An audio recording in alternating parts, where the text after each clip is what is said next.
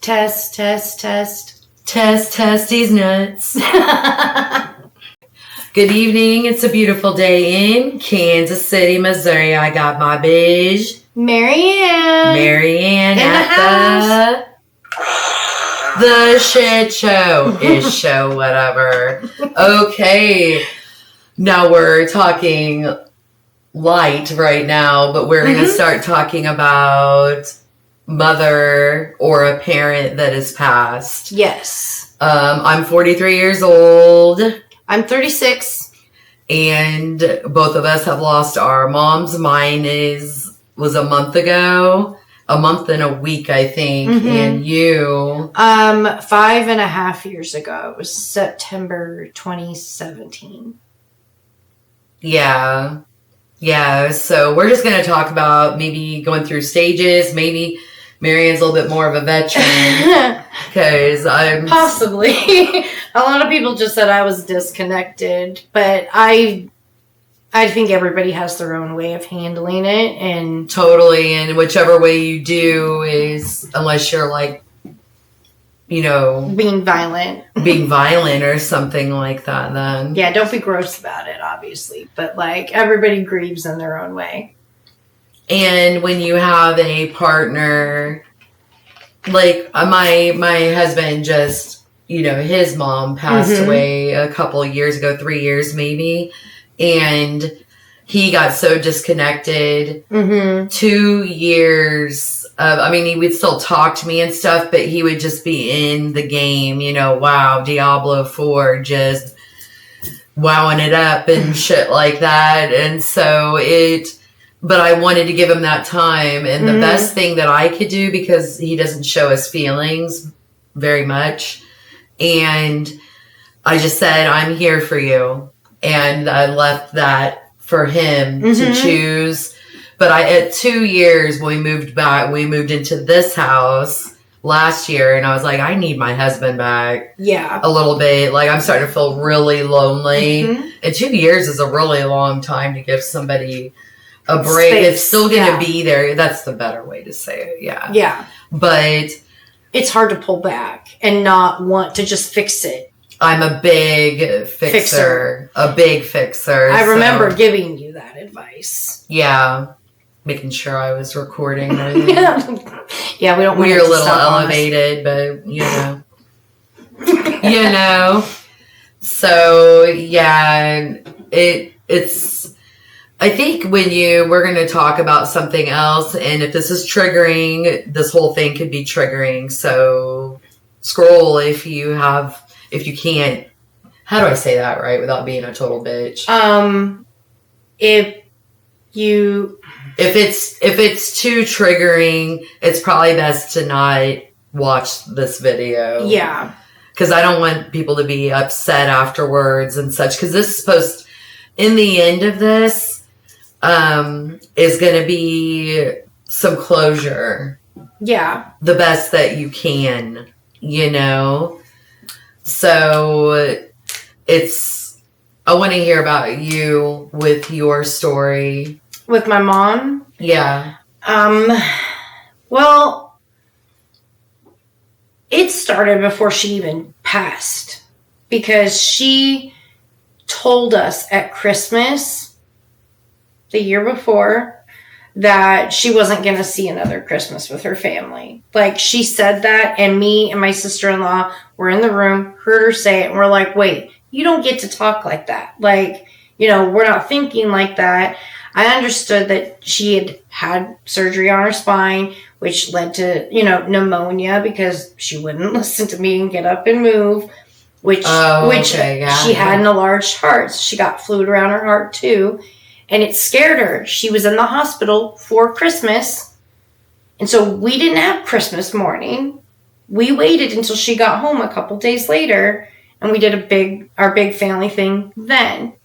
But come like that summer, her and my dad and me, Tier, and the kids, we all lived together. The husband. Yes, the husband and the children.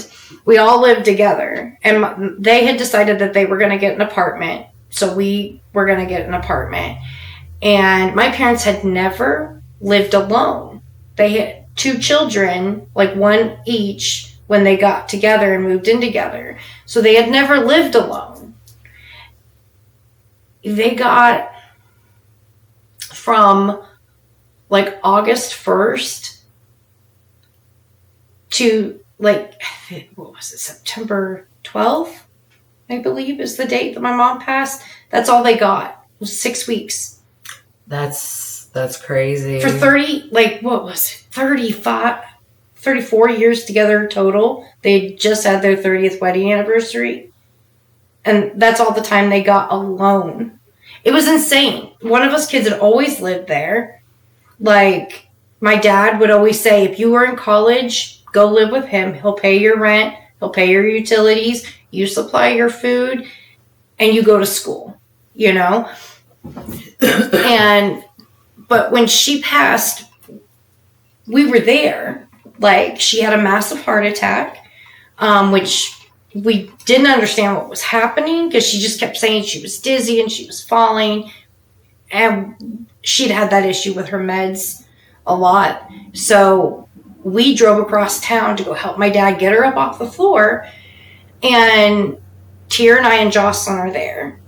Which is the youngest? Yeah, my youngest. She was 4. She had just turned 4. Wow. And we were supposed to be taking her to pre-K for the first day that day. Didn't get to do that. So, like, we went and... I didn't know that. Yes, that was... And so we went in and we're helping my dad with my mom.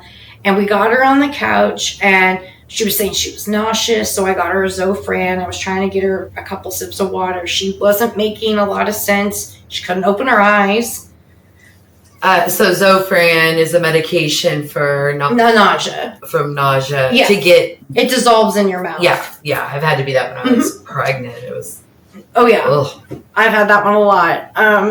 So Jocelyn was so cute. She was sitting next to Mama, and she kept trying to feed her pieces of Pop-Tart.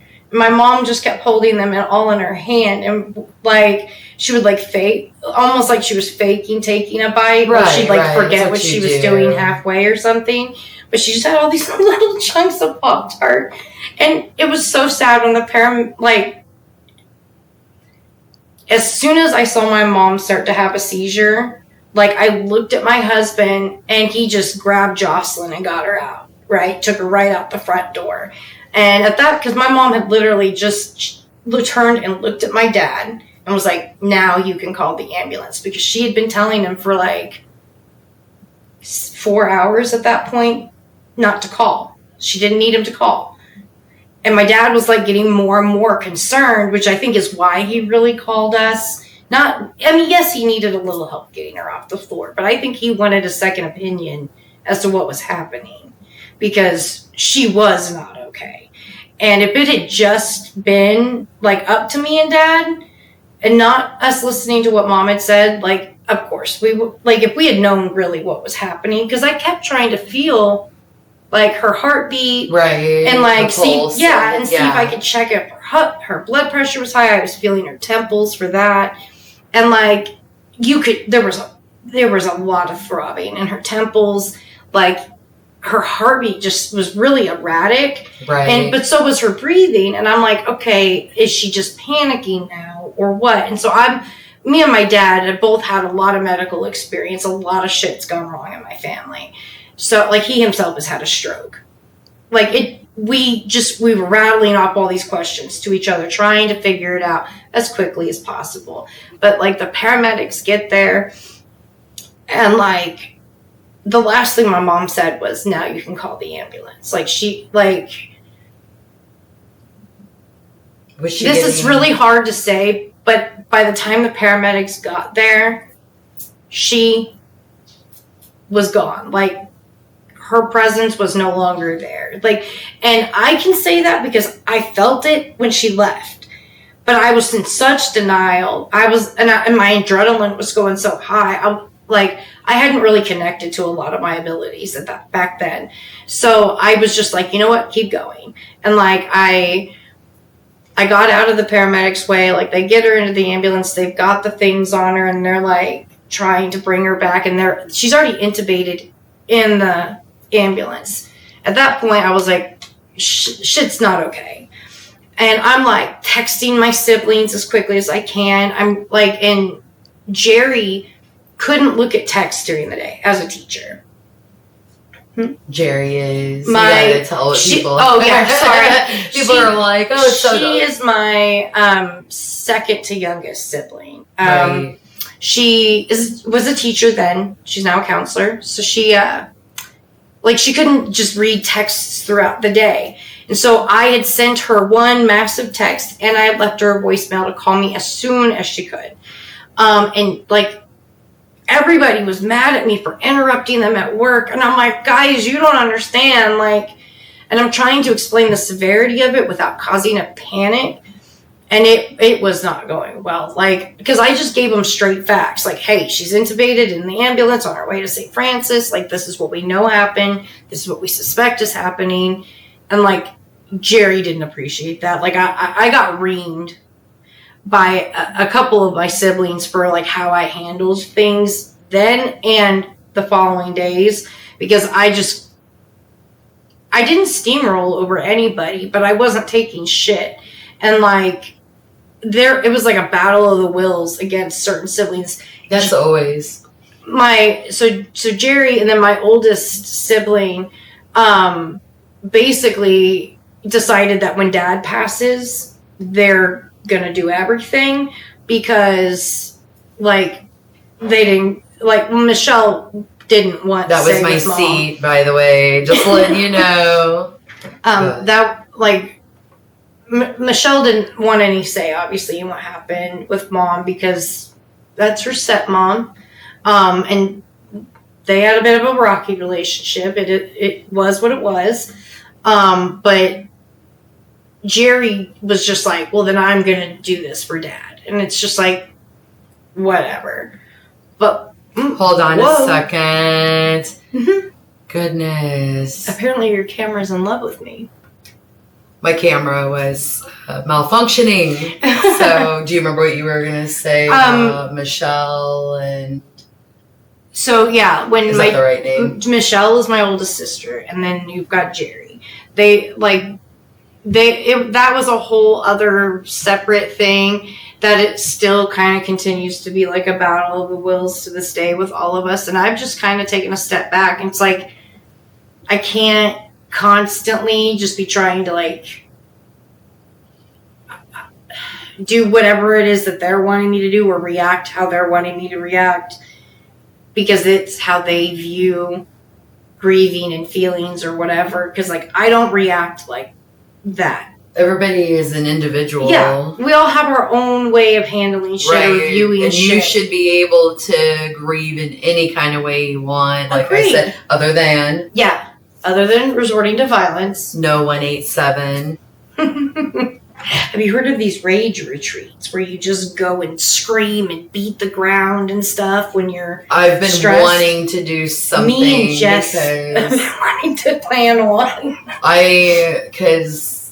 I'm hard on myself when I have feelings. I'm very hard on myself. Like you try to logic it away, rationalize it away. Yeah, I do, and especially with like my mom's passing. Unless you still have more to say. Well, I mean, I have stuff that like I want to talk about, but I want to hear like how you felt like, and I spoke to you the day that it happened, but like now that you're not so numb, like what were the things going through your head? Like now, that's what I would like to know. I'm at right now. Yeah. In the beginning, you knew that I was a zombie, like a complete zombie. The husband, the man, Vince, he found her downstairs while she was in bed, and that's how he found her and all that. And so I was like a zombie until the funeral, and I cried finally. And I'm going through a mixed emotions. I've gone through a lot of trauma in my life, and I don't like to say things like that because everybody has problems. So I never take care of You know what I mean? You try to, you're like, oh, well, other people have it worse, so I shouldn't be sad about it. Exactly. But the thing is, just because other people have a different situation, it doesn't make it better or worse than yours. You still went through some shit, and you still need to handle that shit. And, like, regardless of how other people feel about you needing to heal that thing, because other people end up butthurt because they you'll find parts where they are to blame for certain things, or they didn't help you. They didn't care enough to ask you what you were going through.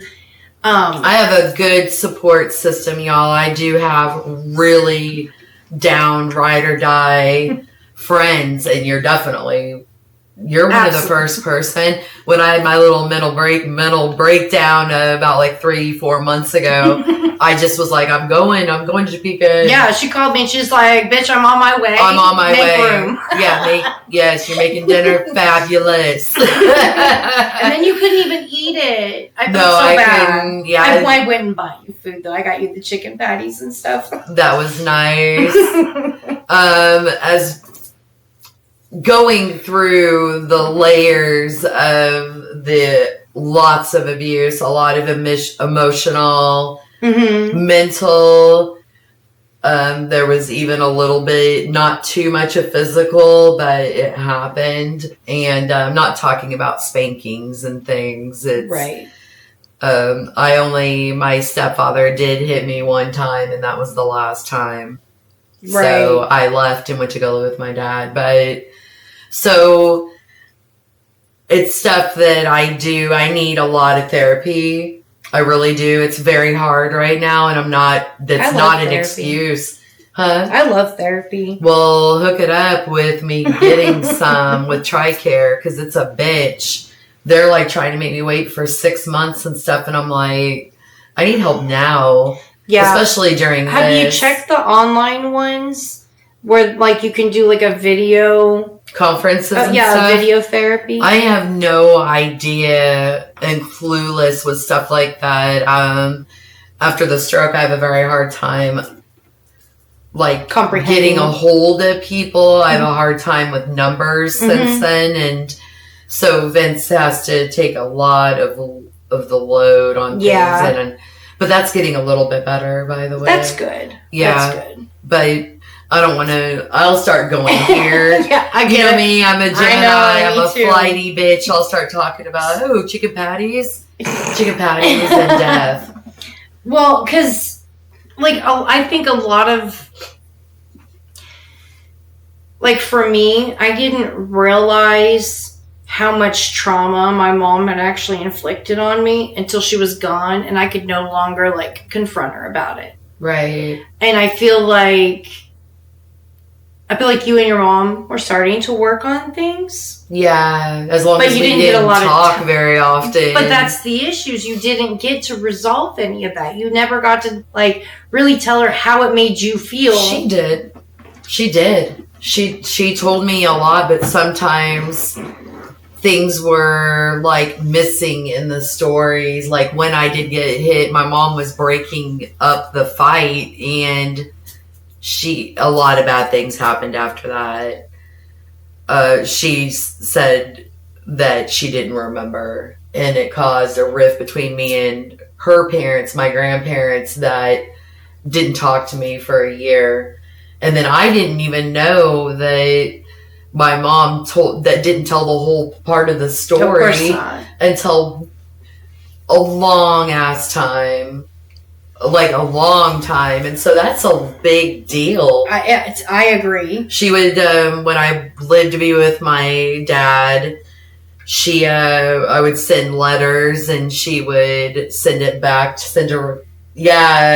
what is it? Return to sender? Oh my God. I was 14 years old. So you didn't know that? I didn't know that had happened. Yeah. No. You've never talked about that. With me anyway. What I'm saying. That is very cruel. Those are cruel behavior. Absolutely. And there's so much, but so that is where it's a lot more complicated. Yes. And I don't know which way it would be worse. Maybe it's easier when you have been so much trauma and she wouldn't talk to us for like years at times. And my son's asking about where's my Nana, and that's heartbreaking. I told why would she let her relationship with you affect her relationship with her grandchild though? Like, why did it have to, like, why? Because she's used, that's manipulation. Sorry. I get so frustrated by people that do that. It was a lot and would take my heart and punish me with... Well, she's hurting your son, which punishes you in so many different ways because you want to make it better. You're not the one hurting him. You want to hurt the person that's hurting him, but she's already hurting you too. And, like, it gets so fucked up. So I got a little bit... When she didn't talk to us for 2.5 years, and then I had to finally talk to my son... You know what I mean? Yeah. And this is when I didn't know that she had cancer. And so I think she was distancing a little bit and all that. And I don't want to say too much bad things because she's passed, but there's a lot of trauma. But is it, like, it's not like you're talking crap about her. It's facts. You're speaking the truth, and just because people are want to deny your truth, that's not your problem. And I'm constantly reminding my own family of that because you and I are different. You're fire, right? Yes, I'm a fire. And I'm air. Like, usually we're not even supposed to like each other. Yeah, we should resent the hell out of each other. But we don't. But friends, 18 years. Absolutely. 18 years, so 17, yeah, 17. Close enough. But yes, because Gavin was 1, right, exactly. But this is the stuff I've been going through a lot. This is why I've been having a very hard time reacting and getting things done, because your heart's heavy. Yeah, it is. How can you be? I can't just... Good morning. Like, you know what I mean? When I do say it, it's genuine. It's just, that's why I'm having a better day.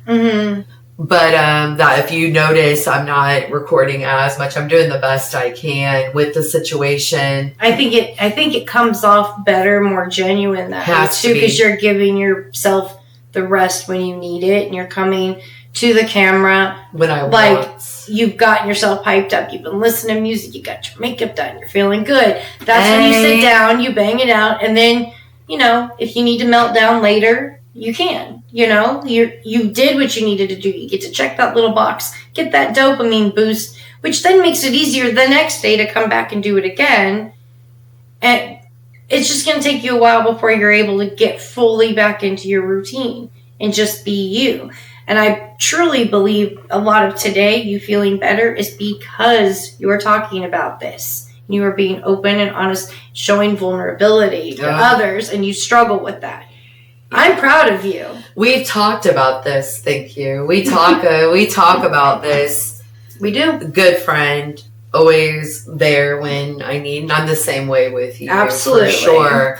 And I've been wanting to talk about this for a couple weeks, but I didn't want to air dirty laundry. But I have to release at some point. Absolutely. Because, and now it's out there. No, because you're going to go to a family event. Somebody's going to say something about, oh, she was so great. And you're going to be like, excuse me, that bitch, you're going to lose your shit.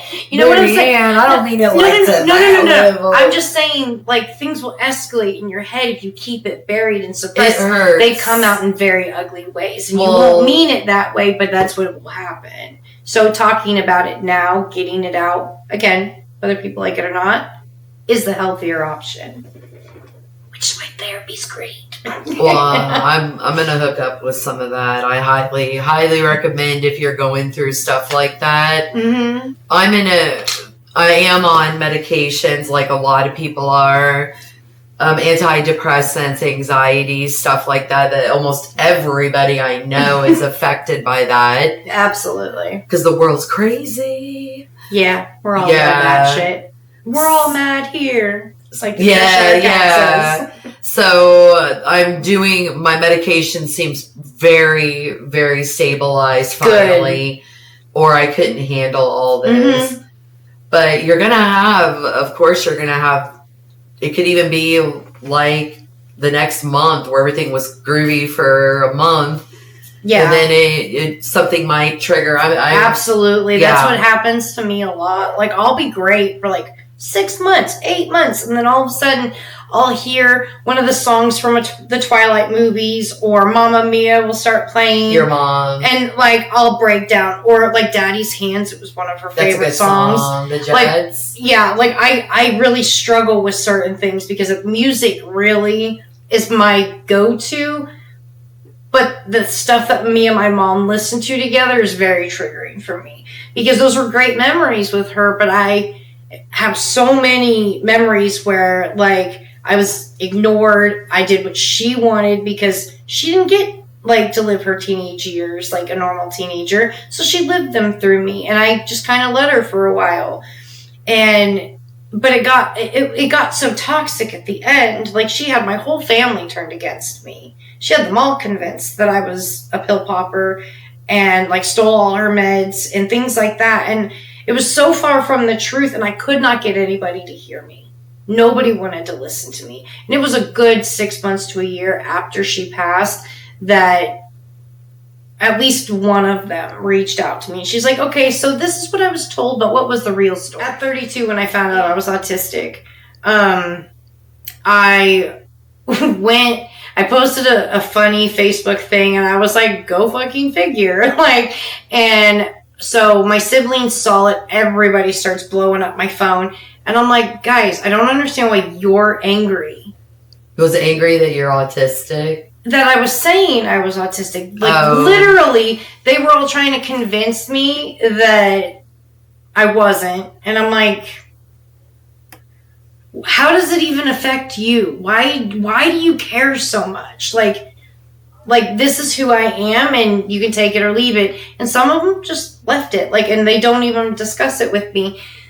But, like, that's the damage that was caused. And I didn't break those bonds, and I'm not going to be the one to repair them. That's on them.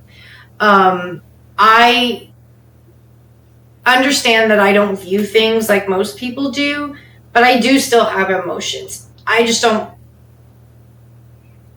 understand why mine have to affect how you're doing something. Like, just because I'm not expressing being upset doesn't mean you can't cry. I'm not trying to, like, that's what they always made me feel, was like that I was just always in the wrong for like, because I didn't cry at my mom's funeral, and I was cracking jokes at the memorial get together because I was trying to make my aunt laugh a little and smile. Like, she was really sick.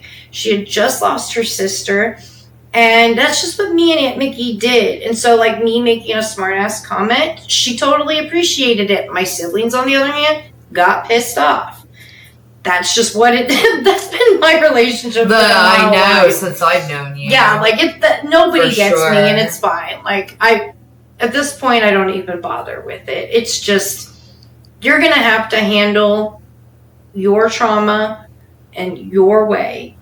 And there are going to be family members that are like, you're lying, you're trying to manipulate everybody, that didn't happen. And don't take that in on yourself. Because you know. But there's only one person that would do that, and she's gone now.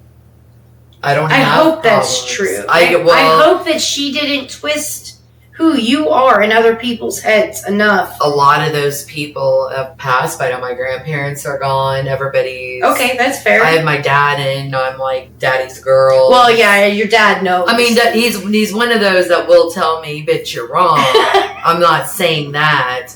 But he's also... Angel can't do nothing. You know, that's not the truth. No, like, he'll tell you when you're in the wrong. And I love... That's my kind of team that I like to ride with. I don't need yes ma'ams and yes ma'ams. No. I need to know the truth. Honest truth. Yeah, and it's hard. You don't have to be a total asshole. No, you don't have to be mean about it. Yeah. I sometimes lack tact. Not with me. Yeah, I don't think you see it the same as, like, other people. Other people are just, like, little sensitive, whiny babies or something. Well, I'm a very sensitive soul, and you never. As a matter of fact, I was always the meaner one. Yeah. So there's kids coming out. Like, you were a bitch, but I wouldn't necessarily say you were, like, mean. You were never outright cruel to me. I was a mean girl. I was a mean girl. You could be. I'm just saying, like, I didn't ever sense, like, true hostility or cruelty behind it. No, I'm not a malicious person. Right. See, that's where I'm a mean could feel girl. the It was in a different kind of way, and I don't know how to do that. Like, you're empathetic. Even though as a mean girl. So, like, there's certain lines you won't cross. That's Gemini. Mm-hmm. Yep. We don't make sense. Nope. Dichotomy at the fullest. All right, we're going to go ahead and wrap this up unless you have anything else to say. Like, I think that we could talk all... yeah, we could just keep going. But right, we won't ramble in your guys' ear anymore. That was a lot. It was. All right, love you all. Bye-bye. Let us know if you want more. More-ish show.